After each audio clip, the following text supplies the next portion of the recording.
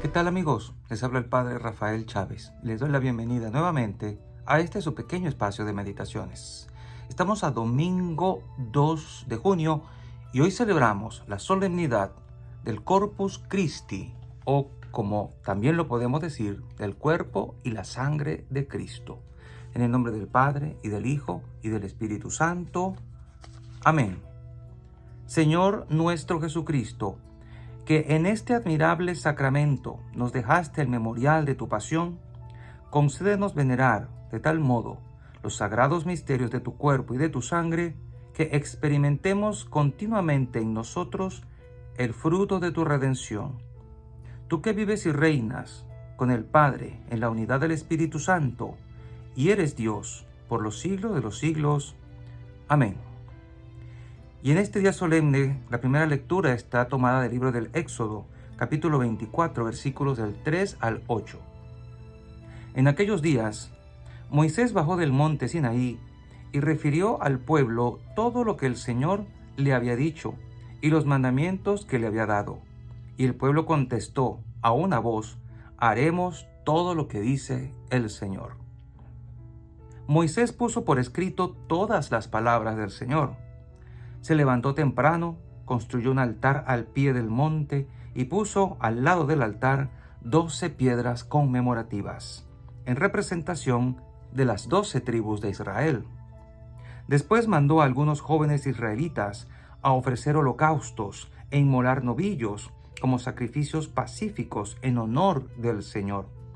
Tomó la mitad de la sangre, la puso en vasijas y derramó sobre el altar la otra mitad. Entonces tomó el libro de la alianza y lo leyó al pueblo, y el pueblo respondió: obedeceremos, haremos todo lo que manda el Señor. Luego Moisés roció al pueblo con la sangre, diciendo: esta es la sangre de la alianza que el Señor ha hecho con ustedes, conforme a las palabras que han oído. Palabra de Dios, te alabamos, Señor. Salmo 115. Alzaré la copa de la salvación, invocando el nombre del Señor. ¿Cómo pagaré al Señor todo el bien que me ha hecho? Alzaré la copa de la salvación invocando su nombre. Alzaré la copa de la salvación invocando el nombre del Señor. Mucho le cuesta al Señor la muerte de sus fieles. Señor, yo soy tu siervo, hijo de tu esclava, rompiste mis cadenas. Alzaré la copa de la salvación invocando el nombre del Señor. Te ofreceré un sacrificio de alabanza, invocando tu nombre, Señor. Cumpliré al Señor mis votos en presencia de todo el pueblo. Alzaré la copa de la salvación, invocando el nombre del Señor. La segunda lectura está tomada de la carta a los Hebreos, capítulo 9, versículos del 11 al 15. Hermanos, cuando Cristo se presentó como sumo sacerdote, que nos obtiene los bienes definitivos, penetró una sola vez y para siempre en el lugar santísimo, a través de una tienda que no estaba hecha por mano de hombres, ni pertenecía a esta creación. No llevó consigo sangre de animales, sino su propia sangre, con la cual nos obtuvo una redención eterna. Porque si la sangre de los machos cabríos y de los becerros y las cenizas de una ternera, cuando se esparcían sobre los impuros, eran capaces de conferir a los israelitas una pureza legal, meramente exterior, cuánto más la sangre de Cristo purificará nuestra conciencia de todo pecado, a fin de que demos culto al Dios vivo, ya que a impulsos del Espíritu Santo se ofreció a sí mismo como sacrificio inmaculado a Dios. Y así podrá purificar nuestra conciencia de las obras que conducen a la muerte, para servir al Dios vivo. Por eso Cristo es el mediador de una alianza nueva. Con su muerte hizo que fueran perdonados los delitos cometidos durante la antigua alianza, para que los llamados por Dios pudieran recibir la herencia eterna que Él les había prometido. Palabra de Dios, te alabamos, Señor. Y el Evangelio de hoy está tomado de Marcos, capítulo 14, versículos 12 al 16 y del 22 al 26. El primer día de la fiesta de los panes ácimos, cuando se sacrificaba el cordero pascual, le preguntaron a Jesús sus discípulos: ¿Dónde quieres que vayamos a prepararte la cena de Pascua? Él les dijo a dos de ellos: Vayan a la ciudad, encontrarán a un hombre que lleva un cántaro de agua. Síganlo y díganle al dueño de la casa en donde entre: el maestro manda preguntar: ¿dónde está la habitación en que voy a comer la Pascua con mis discípulos? Él les enseñará una sala en el segundo piso, arreglada con divanes. Prepárennos allí la cena de Pascua. Los discípulos se fueron, llegaron a la ciudad, encontraron lo que Jesús les había dicho y prepararon la cena de Pascua. Mientras cenaban, Jesús tomó un pan, pronunció la bendición, lo partió y se lo dio a sus discípulos diciendo: Tomen, esto es mi cuerpo. Y tomando en sus manos una copa de vino, pronunció la acción de gracias, se la dio, todos bebieron y les dijo: Esta es mi sangre, sangre de la alianza que se derrama por todos.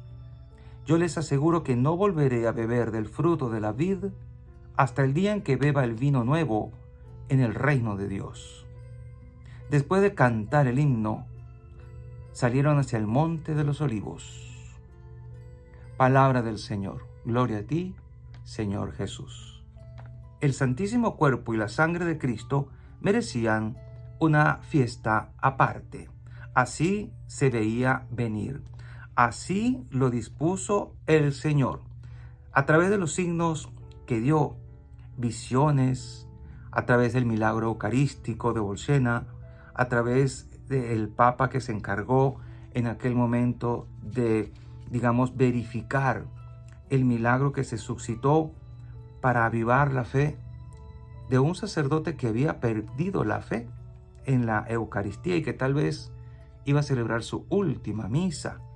Pero Jesús utilizó todos aquellos elementos, todas aquellas mediaciones para que nosotros hoy pudiéramos tener una fiesta específica en que nos recordara su cuerpo y su sangre como el elemento principal de nuestra fe.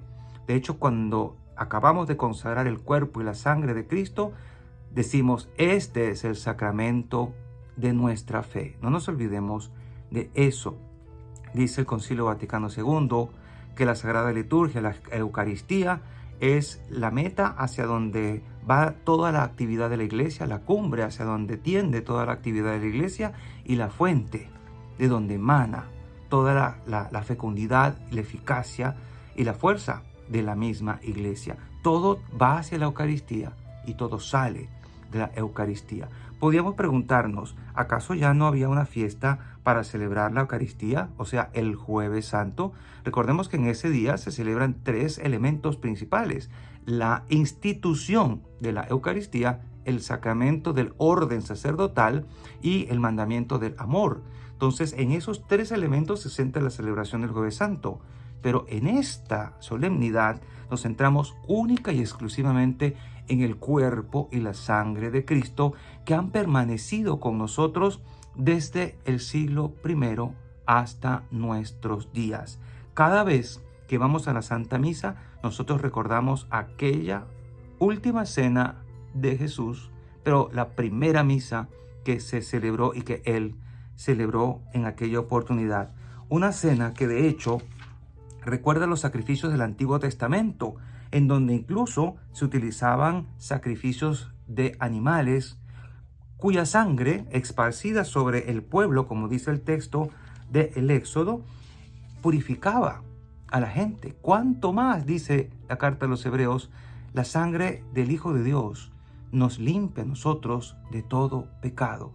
Por eso la Eucaristía tiene una gran fuerza para limpiarnos, para lavarnos.